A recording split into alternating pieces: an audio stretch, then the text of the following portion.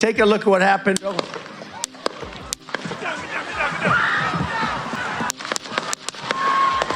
Gunfire erupted at a Donald Trump rally on Saturday, sparking panic in the crowd and spattering the Republican presidential candidate with blood before he emerged and defiantly pumped his fist in the air and was ushered to a waiting car. And then the worst president in the history of our country took over.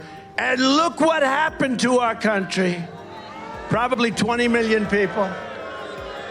And you know, that's a little bit old, that chart. That chart's a couple of months old. And if you want to really see something that said, take a look at what happened. As the shots rang out, Trump grabbed his right ear with his right hand, then brought his hand down to look at it before dropping to his knees behind the podium before Secret Service agents swarmed and covered him. The Secret Service and the former president's campaign said Trump was safe following the shooting in Butler, Pennsylvania, about 30 miles north of Pittsburgh.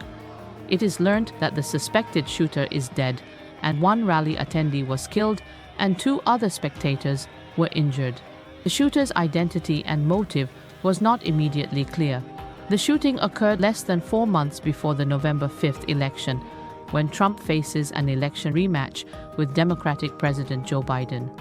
Biden said in a statement, "There's no place for this kind of violence in America. We must unite as one nation to condemn it." This evening we had what we're calling an assassination attempt against our former president, Donald Trump. It's still an active crime scene. As I mentioned, we have a number of agents on scene. We also are working closely with other federal agencies, our state partners, and our local police partners as well. With that being said, also, we do not currently have an identified motive, although our investigators are working tirelessly to attempt to identify what that motive was. The single greatest priority would be to identify a motive and whether there was anyone else involved.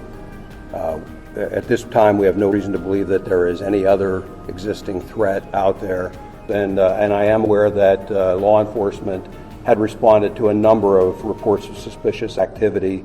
The specific response to this will be all part of the after action, but yes, law enforcement was responding to check on several suspicious occurrences.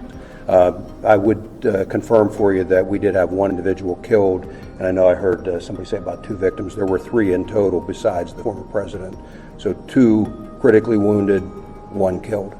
Again, we're still working through the security apparatus that the Secret Service had in place, what potentially happened. There's going to be a long investigation into exactly what took place and how the individual was able to get access to the location, what type of weapon he had. All that it is really days, weeks, and months